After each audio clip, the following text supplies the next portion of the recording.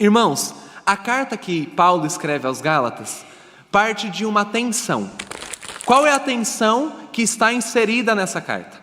O apóstolo tinha pregado na região da Galácia, e ali na região da Galácia haviam várias igrejas separadas em algumas áreas, algumas cidades, todas plantadas pelo apóstolo e por quem acompanhava o apóstolo nos seus trabalhos. Mas a questão é que, ao longo do tempo, enquanto Paulo estava viajando para outros lugares, porque ele tinha esse ministério itinerante, algumas pessoas se achegam aos crentes da Galácia. E essas pessoas que se achegam aos crentes da Galácia são judaizantes. O que isso significa? São pessoas que acreditavam que o evangelho de Jesus, que era pregado por Paulo, era insuficiente para a salvação. Então, dentro das igrejas da Galácia, estavam entrando pessoas que diziam: olha, você que se converteu e não é judeu, você precisa circuncidar-se. Você que se converteu e não é judeu, você precisa seguir a lei de Moisés em todos os campos. Porque só crer em Jesus não é o suficiente. E essas pessoas estavam ganhando o coração daqueles crentes. Irmãos, pensa comigo. Jesus é judeu. Então, quando um judeu vem falar para um gentil, parece que este que compartilha da etnia de Jesus tem mais autoridade, sabe algumas coisas a mais. Então esses judaizantes estavam ganhando o coração dos crentes da Galácia e estavam adicionando ao evangelho de Jesus uma série de coisas, cumprimentos legais. A gente dá um nome para isso. A gente chama de salvação pelas obras. E nós não concordamos com isso, porque não é bíblico. E esses judaizantes, além de ficarem espalhando a necessidade de adicionar coisas ao evangelho, eles estavam difamando o apóstolo Paulo. Se Paulo apresentou o evangelho, que diz que apenas crer em Cristo é necessário para a salvação, esses judaizantes partiam do seguinte pressuposto: Paulo estava errado. E o apóstolo recebe a notícia do que está acontecendo. Irmãos, ele vai escrever essa carta como uma carta de repreensão. Veja ali no capítulo 1, nós leremos até o versículo 11.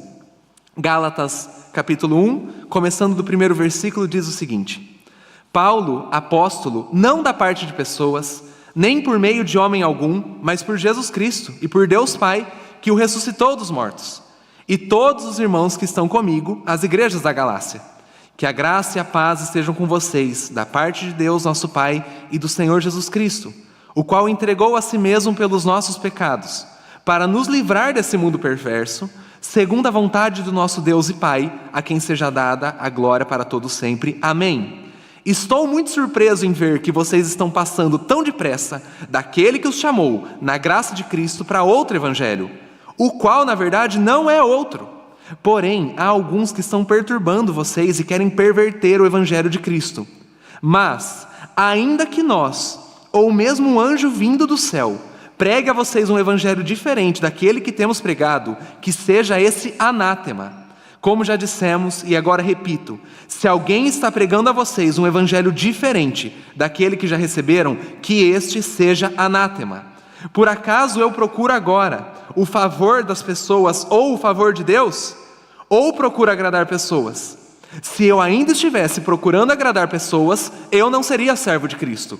Mas informo a vocês, irmãos, que o evangelho por mim anunciado não é mensagem humana, porque eu não recebi de ser humano algum, nem me foi ensinado, mas eu recebi mediante a revelação de Jesus Cristo. Vamos parar a leitura por aqui. A gente seguindo o texto, dá para ver o estado emocional que Paulo escreve. Ele não faz uma coisa que é comum nas suas cartas. O apóstolo normalmente começa com uma saudação de graça e paz, e em seguida ele tece elogios para a igreja que ele está escrevendo. Ele faz isso com Corinto, ele faz isso com Efésios, ele faz isso, por exemplo, aos romanos, mas em Gálatas não. Assim que ele diz graça e paz, ele já vem direto para o ponto principal: Gálatas insensatos, eu estou surpreso que vocês estejam saindo tão rápido, tão depressa, do evangelho de Jesus para um outro evangelho. Ele não vai ali dourar a pílula Paulo chega rápido no ponto: estou preocupado com essa igreja. Vocês estão trocando muito rápido a fidelidade de vocês. Inclusive, irmãos, essa é a palavra grega que a gente encontra no original. Quando nós lemos a carta em grego, a palavra que o apóstolo usa para falar sobre esse trocar, deixar de lado o evangelho, significa trocar o amor, trocar a fidelidade. O que Paulo está dizendo é: Gálatas, muito rapidamente vocês mudaram de time. Vocês viraram a casaca, vocês trocaram a fidelidade do coração de vocês. Até ontem, vocês eram crentes em Jesus. Mas agora, vocês estão achando que precisam adicionar pontos ao Evangelho. E eu estou surpreso com isso. E mesmo que um anjo do céu viesse e trouxesse uma revelação nova, isso seria maldição, anátema. Essa palavra Paulo usa 2 vezes e essa palavra precisa da nossa atenção. O apóstolo, ao usar esse termo, o que ele está dizendo? Você que prega um outro evangelho ou que confia em outro evangelho, que você seja expulso do reino de Deus. Que você fique isolado de Deus. Porque você está profanando a coisa mais preciosa que Deus derramou sobre a terra, que é o evangelho de Jesus. Então esse é o clima emocional que o apóstolo está escrevendo. Não é uma carta de recomendação. É uma carta de repreensão. E ele vai dizer: o conteúdo do meu evangelho eu não aprendi de ninguém. Isso que eu falei para vocês, que Jesus morreu e que isso é o suficiente, que nós não precisamos adicionar nada, isso eu não aprendi de homem algum e eu nem inventei. Jesus me revelou. A gente observa isso ali no versículo 11. O apóstolo diz: o que eu estou pregando para você, eu não recebi de homem algum, foi mediante revelação de Jesus Cristo. Então, se alguém está dizendo que precisa circuncidar ou precisa fazer alguma coisa a mais para ser salvo, está profanando a revelação. E aí nós vamos para o capítulo 2, onde é o centro da nossa reflexão, a partir do versículo de número 1. O apóstolo vai contar para a gente a história que ele teve de pregação. E qual é a linha de argumentação de Paulo? Ele está vindo para dizer: o que eu estou pregando tem o apoio de Deus. Então veja ali, capítulo 2, versículo 1. 14 anos depois da conversão de Paulo, fui outra vez a Jerusalém com Barnabé, levando também Tito. Fui em obediência a uma revelação, e lhes apresentei o evangelho que prego entre os gentios, mas fiz isso em particular aos que pareciam de maior influência, para não correr ou ter corrido em vão. Mas nem mesmo Tito, que estava comigo, sendo grego, foi obrigado a submeter-se à circuncisão. E isso surgiu por causa dos falsos irmãos que haviam se infiltrado para espreitar a liberdade que temos em Cristo Jesus e nos reduzir à escravidão. A esses nós não nos submetemos por um instante sequer, para que a verdade do evangelho permanecesse entre vocês. E, quanto àqueles que pareciam ser alguma coisa, o que eles foram no passado não me interessa. Deus não aceita a aparência do homem. Esses, digo, que pareciam ser de maior influência, nada me acrescentaram. Pelo contrário, quando viram que me havia sido confiado o evangelho da incircuncisão, assim como a Pedro foi confiado o evangelho da circuncisão, pois aquele que operou eficazmente em Pedro para o apostolado da circuncisão, também operou eficazmente em mim para com os gentios. E quando reconheceram a graça que me foi dada, Tiago, Cefas, que é Pedro, e João, que eram reputados colunas, estenderam a mim e a Barnabé a mão direita da comunhão, a fim de que nós fôssemos para os gentios, e eles fossem para a circuncisão. Somente recomendaram que nos lembrássemos dos pobres, o que também me esforcei por fazer. Olha o que está acontecendo. O apóstolo está dizendo que se converteu porque Jesus revelou para ele o evangelho. E o apóstolo convertido vai pregar. E depois de 14 anos de ministério, Paulo vai se encontrar com os 12 originais. 11 porque Judas tinha morrido. E Paulo vai a Jerusalém para conversar com Pedro, com Tiago e com João.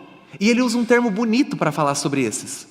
Ele diz: estes que eram colunas da igreja.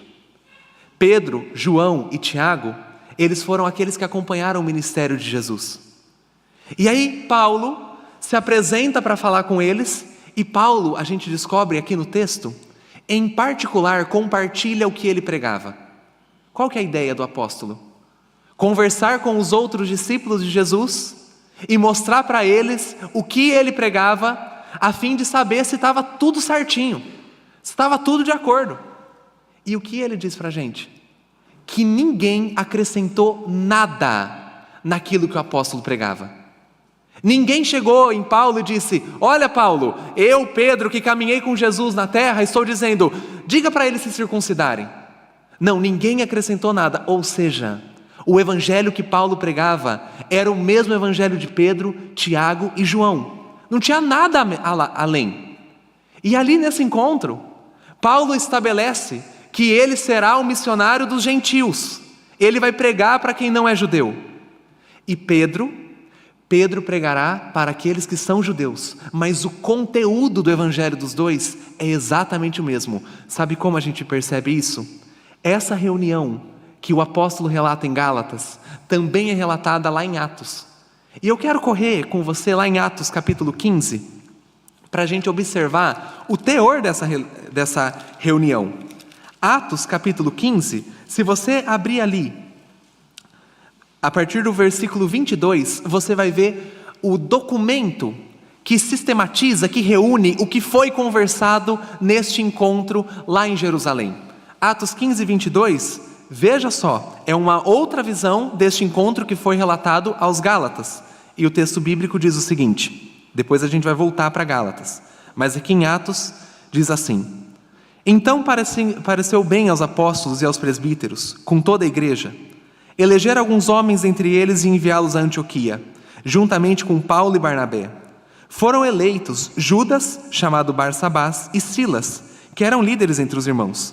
Mandaram por eles a seguinte carta: os irmãos, tanto os apóstolos como os presbíteros, aos irmãos gentios de Antioquia, Síria e Cilícia, saudações. Visto sabermos que alguns que saíram do nosso meio, sem nenhuma autorização, perturbaram vocês com palavras, transtornando a mente de vocês, pareceu-nos bem, chegados a pleno acordo, eleger alguns homens e enviá-los a vocês com os nossos amados Barnabé e Paulo, homens que têm arriscado a vida pelo nome do nosso Senhor Jesus Cristo. Portanto, estamos enviando Judas e Silas, os quais pessoalmente lhes dirão as mesmas coisas. Pois pareceu bem ao Espírito Santo e a nós não impor a vocês maior encargo além das coisas essenciais, que vocês se abstenham das coisas sacrificadas a ídolos, bem como do sangue de carne de animais sufocados e da imoralidade sexual. Se evitarem essas coisas, farão bem, passem bem. O que nós lemos? É a reunião, é a ata do encontro que Paulo relatou em Gálatas. Lá em Gálatas, nós sabemos que o apóstolo foi lá e conversou com Pedro, Tiago e João.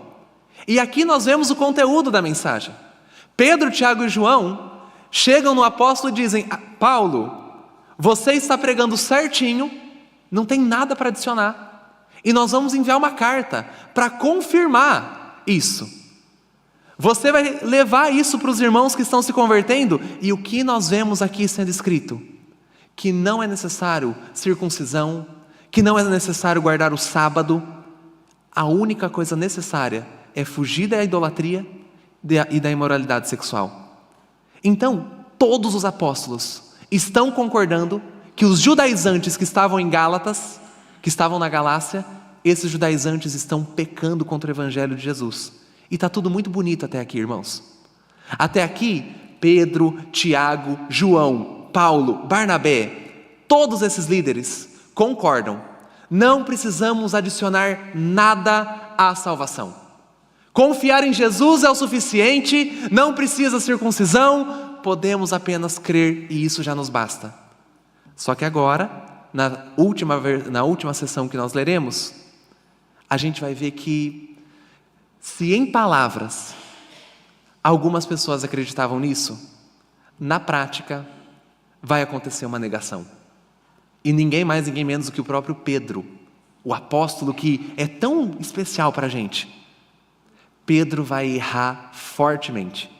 Vamos à última sessão do texto, ainda no capítulo 2 de Gálatas, a partir do versículo 11. Gálatas 2:11 diz assim: Quando, porém, Cefas, que é Pedro, veio a Antioquia, resisti-lhe face a face, porque havia se tornado repreensível. De fato, antes de chegarem alguns da parte de Tiago, ele, Pedro, comia com os gentios. Quando, porém, chegaram, começou a afastar-se e, por fim, separou-se, temendo os da circuncisão, temendo os judeus. E também os demais judeus se fizeram hipócritas, juntamente com ele, a ponto de o próprio Barnabé ter se deixado levar pela hipocrisia deles. Quando, porém, vi que não procediam corretamente, segundo a verdade do Evangelho, eu disse a Cefas, na presença de todos: se você, que é judeu, vive como gentio e não como judeu, por que quer obrigar os gentios a viverem como judeus? Nós, judeus por natureza e não pecadores entre os gentios, sabendo, contudo, que o homem não é justificado pelas obras da lei, e sim mediante a fé em Jesus, também temos crido em Cristo Jesus, para que fôssemos justificados pela fé em Cristo, e não por obras da lei. Pois, por obras da lei, ninguém será justificado. Mas, se nós, procurando ser justificados em Cristo, fomos também achados pecadores, será que isso significa que Cristo é ministro do pecado? De modo nenhum. Porque se eu volto a edificar aquilo que eu destruí, a mim mesmo me constituo transgressor. Porque eu, mediante a própria lei, morri para a lei, a fim de viver para Deus. Eu estou crucificado com Cristo. Logo, já não sou eu quem vive, mas Cristo vive em mim. E esse viver que agora tenho na carne, vivo pela fé no Filho de Deus, que me amou e se entregou por mim, não anulo a graça de Deus. Pois se a justiça é mediante a lei, segue-se que Cristo morreu em vão. É uma briga de gigantes, irmãos. Depois daquela reunião que nós vimos em Gálatas e que nós vimos em Atos, está tudo bem. Só que a gente descobre a informação de que o apóstolo Pedro vai para Antioquia, onde estava Paulo. E Pedro, ali em Antioquia, convive com os gentios, come com eles, tem momentos ali de íntima comunhão. E a gente tem que entender que para o judeu, ter essa refeição junto, irmãos, isso aqui não é qualquer coisa. Significava estar no mesmo nível. O judeu não tinha refeições com quem ele julgava inferior, isso antes de Jesus Cristo aparecer.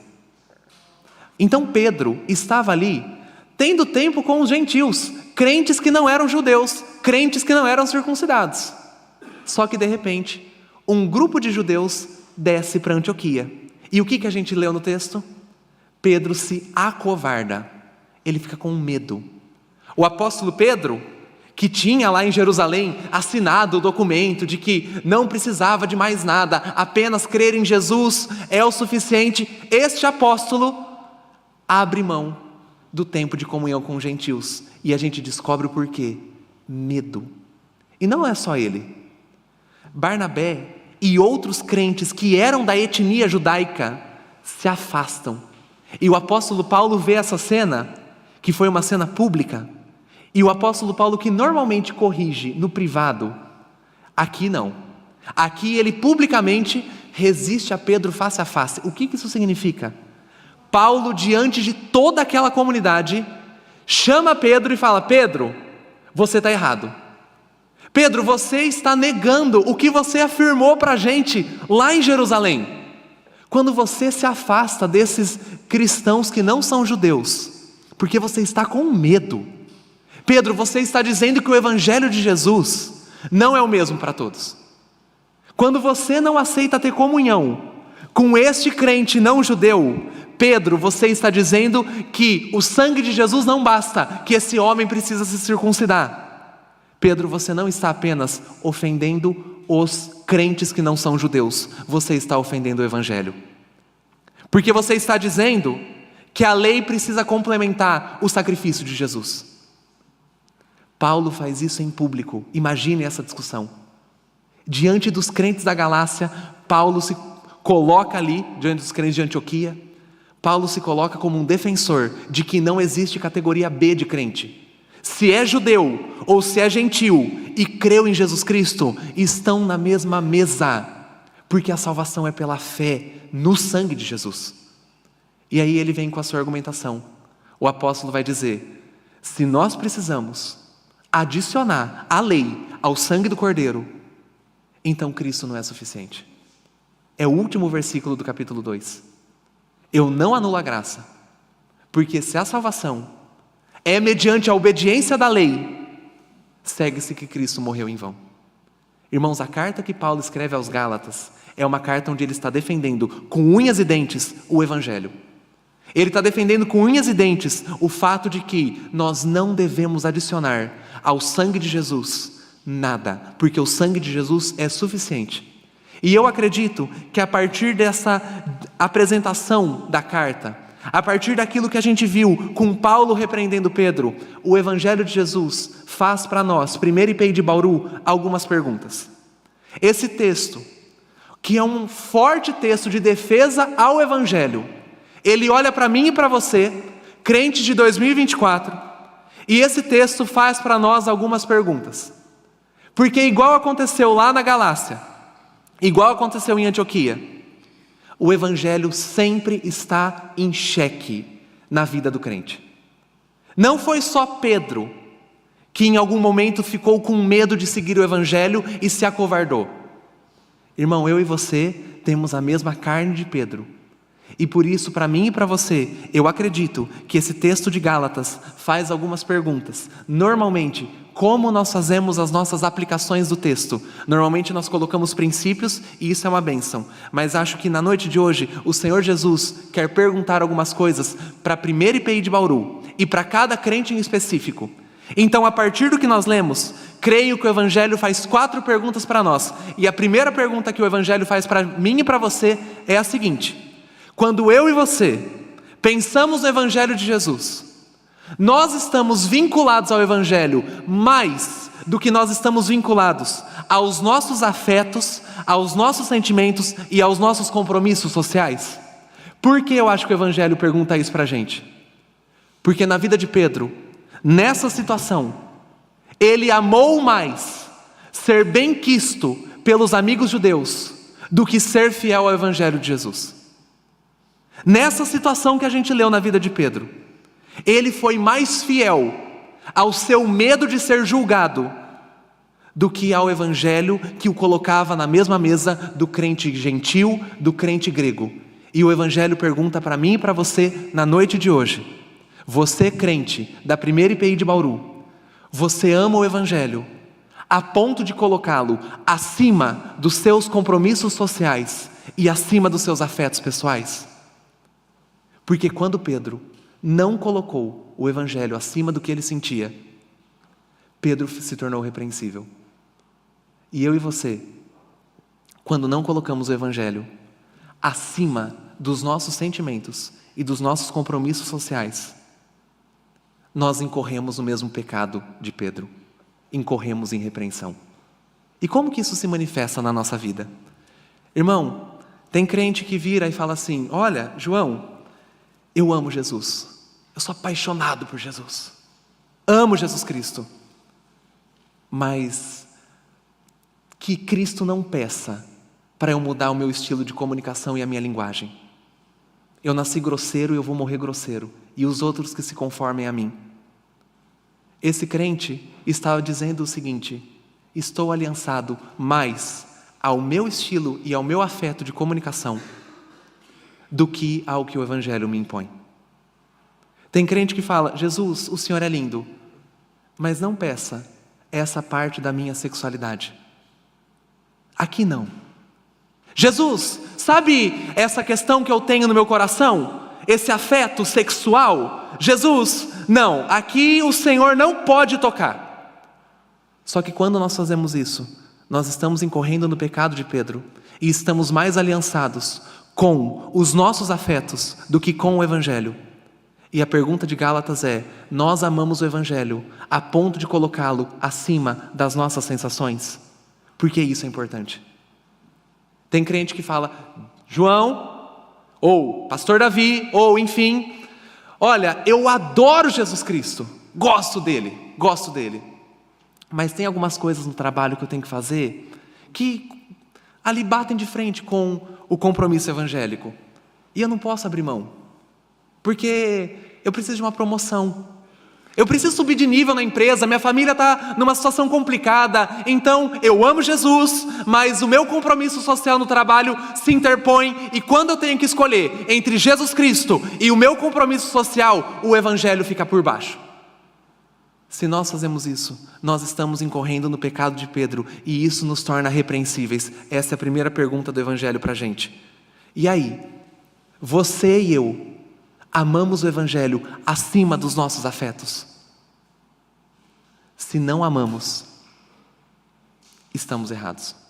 Tem um autor, um teólogo chamado Francis Schaeffer, que ele diz o seguinte, que se nós confessamos a Cristo em tudo que Cristo é, exceto naquele pequeno campo de batalha onde a nossa vida entra em xeque, então a nossa confissão é parcial, mesmo que por 99% das vezes nós confessemos a Cristo. Se há um afeto no seu coração que se interpõe entre o Evangelho e Jesus, irmão, a relação está errada. E essa é a primeira pergunta que Gálatas faz para a gente. Segunda pergunta, você ama o Evangelho a ponto de torná-lo o seu padrão corretivo e diretivo? Deixa eu explicar essa pergunta para você. Quando o apóstolo Paulo se apresenta para Pedro, o apóstolo Paulo não chega em Pedro e diz, olha Pedro, se você ficar aí separado, sentando com esse pessoal e não com esse, pega mal, as pessoas não vão achar você tão bacana. O apóstolo Paulo não fala isso para Pedro. O que o apóstolo Paulo usa como padrão de referência para dizer que Pedro estava errado? O Evangelho. Pedro, à luz do Evangelho de Jesus, você está errado. Porque à luz do Evangelho de Jesus, não existe judeu ou grego. À luz do Evangelho de Cristo, todos nós somos pecadores, salvos pela graça. Então, quando Paulo repreende Pedro, qual é o critério? O Evangelho. E aí a pergunta que surge do texto para a gente é a seguinte, o Evangelho é o padrão que você usa e que eu uso como direcionamento de vida e como correção de vida? Porque a gente pode usar outros padrões, irmão. Vamos pensar no exemplo? Criação de filhos. Está ali o casal criando seu filho e direcionando seu filho para uma profissão. E o casal chega no filho e diz assim, filho, olha essas 3 carreiras. Dão muito dinheiro. Vai nelas. Qual é a lei e o padrão que aquele casal está usando para direcionar a vida profissional do seu filho? Não é o Evangelho. É a lei do mercado. É a lei do dinheiro. É a lei do sucesso e a lei do enriquecimento.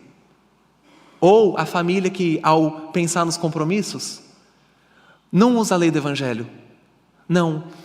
Nós, ao montarmos a nossa agenda em casa, pensamos no máximo de descanso que nós podemos usufruir no final de semana.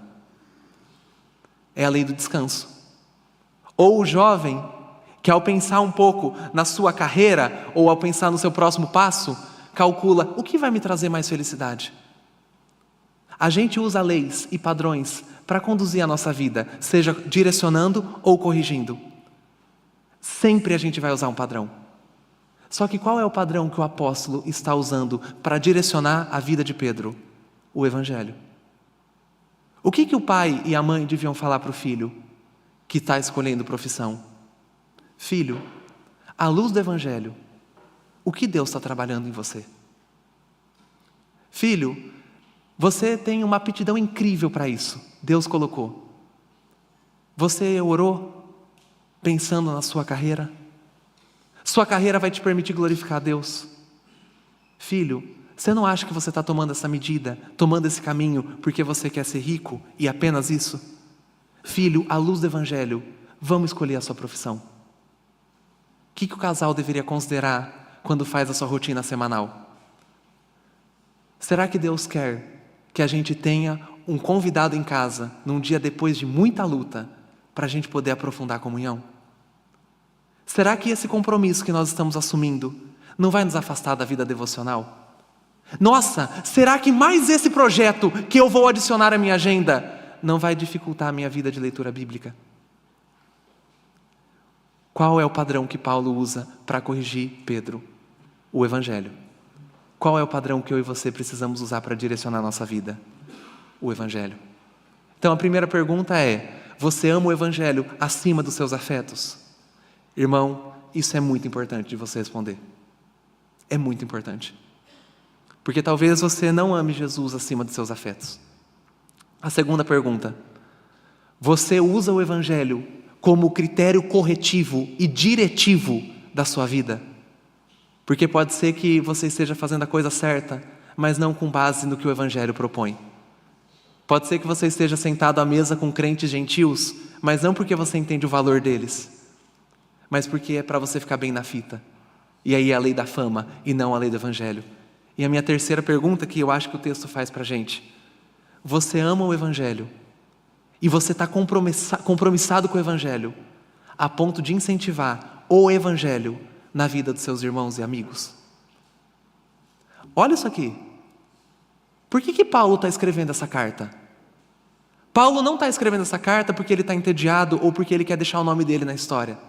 Paulo está escrevendo essa carta porque ele quer lembrar os irmãos dele que estão na Galácia que o Evangelho é a única coisa importante. Paulo ama tanto o Evangelho, mas tanto o Evangelho, e ama tanto os crentes da Galácia, que o apóstolo não dorme em paz quando ele vê os crentes da Galácia abandonando o Evangelho. E a pergunta que vem para a gente é: nós amamos o Evangelho neste nível, a ponto de incentivar o Evangelho na vida dos nossos irmãos? Porque a gente pode não fazer isso. Quando o irmão chega para a gente com uma grande dificuldade, a gente pode incentivar outras coisas na vida dele, que não o Evangelho. Quando o irmão cai em pecado, a gente pode incentivar outras coisas na vida dele, que não o Evangelho. E quando o irmão começa a se afastar, nós podemos incentivar outras coisas, que não são o Evangelho. Mas Paulo não faz isso. Paulo incentiva o Evangelho no cristianismo da Galácia. Paulo incentiva o Evangelho na vida de Pedro. Pedro, você está aquém do que você declarou. Pedro, acorda. Pedro, toma tino. Vamos, percebe, você está aquém. Pedro, o Evangelho não está dizendo isso para você. Pedro, você é crente. Pedro, por que você está agindo errado se você é apóstolo? Pedro, a salvação é pela fé. Paulo incentiva Pedro no Evangelho. A gente precisa fazer isso, uns com os outros. Filho, você caiu. Filho, deixa eu te falar sobre Jesus Cristo. Esposa, você está triste. Esposa, deixa eu te falar sobre Jesus Cristo. Marido, você está abandonando a fé. Deixa eu te falar sobre Jesus Cristo. A gente incentiva tanta coisa na vida uns dos outros. A gente incentiva a fofoca, a gente incentiva indiferença, a gente incentiva individualismo. Nós precisamos incentivar o Evangelho. Filho, pisaram no seu pé? Vamos orar pelos inimigos, porque Deus nos amou mesmo sendo inimigos dele. Adolescente, lá na sua escola, você está tendo dificuldade com essa pessoa? Vamos orar por ele antes de qualquer coisa, porque Jesus nos incentivou a isso. Esposa, no seu trabalho está difícil porque o seu chefe é terrível, ele é pecador. Antes de qualquer providência, nós vamos colocar a vida dele diante do Senhor, porque Jesus nos orientou a isso. Então nós vamos incentivar o Evangelho na vida um do outro. Isso aqui é importante também da gente saber responder. Quando eu saio com os meus amigos, quando eu vou para o rolê, quando eu vou no pós-culto, o que eu incentivo? Quando eu estou na viagem com a minha galera, o que eu incentivo? Se eu não estou incentivando o Evangelho, eu me torno repreensível. Então a primeira pergunta é: nós amamos o Evangelho acima dos nossos afetos? É fundamental saber responder. A segunda pergunta: nós usamos o Evangelho como o critério diretivo e corretivo? É fundamental responder. A terceira pergunta: nós aplicamos o Evangelho na vida uns dos outros? Isso é saúde para a igreja. E a última pergunta: Jesus Cristo morreu em vão? Porque é isso que Paulo deixa muito bem estabelecido no final do capítulo 2. Se nós não estamos compromissados com o Evangelho, nesse nível, a gente está dizendo que Jesus morreu em vão. Se eu estou adicionando coisas ao Evangelho, estou dizendo que Jesus morreu em vão. E eu acho que as 3 primeiras perguntas é muito fácil da gente responder. Eu não sei você, Normalmente, quando a gente pergunta para a igreja, a gente usa muito o nós. Nessa pregação, eu quis usar muito o você, porque eu quero levar você a pensar e a refletir, porque eu precisei pensar e refletir sobre esse texto.